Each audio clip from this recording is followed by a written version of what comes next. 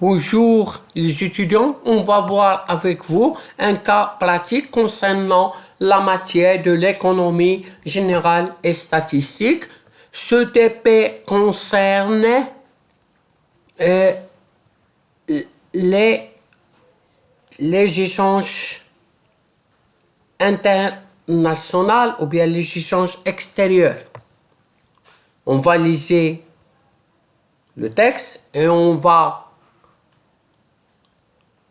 commenter et répondre aux questions. Aucun pays, à d'orale exception près, ne dispose sur son territoire de l'intégralité des biens propres à assurer la satisfaction de ses besoins. Aussi, les nations sont-elles amenées à commercer entre elles.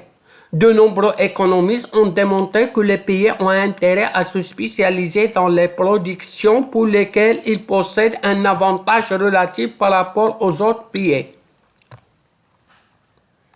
Première question. Quel avantage l'économie peut-elle tirer de l'avantage international? À quelles conditions de ces avantages pourraient-ils se concrétiser? Justifiez en vous se basant sur les fondements théoriques du commerce international. On va lire le texte deuxième fois. Aucun pays, à d'orale exception près, ne dispose sur son territoire de l'intégrité des biens propres à assurer la satisfaction de ses besoins. C'est normal. Aussi, les nations sont-elles amenées à commercer entre elles.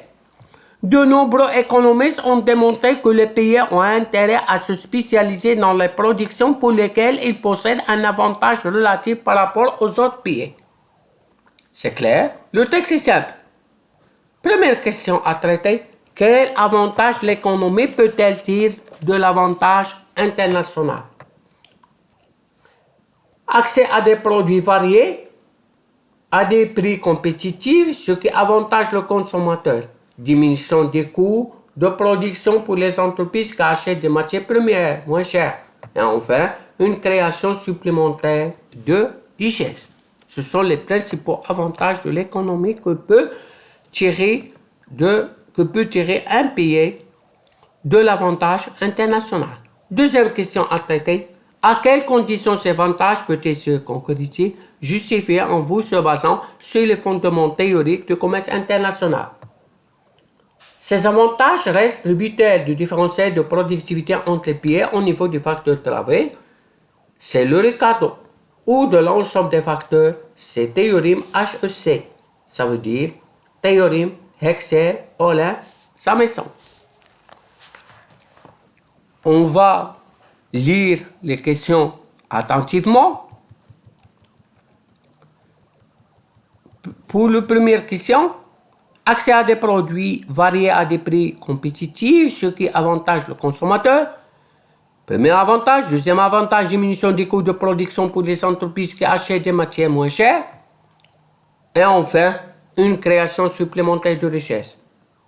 Pour la deuxième question, ces avantages restent tributaires des différentiels de productivité entre les pays au niveau du facteur de travail, c'est Ricardo, et de l'ensemble des facteurs, c'est la théorème HEC.